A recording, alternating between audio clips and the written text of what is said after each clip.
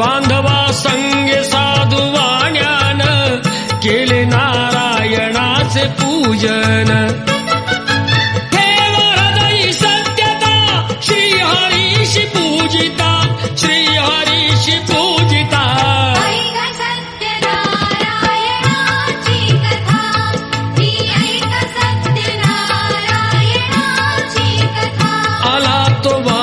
आपुल्या नगरात जावई राहिला तो नौकेत बातमी ऐकुनी आनंदाची हर्षली भार्या साधू वाण्याची गेली लीलावती ती चटकन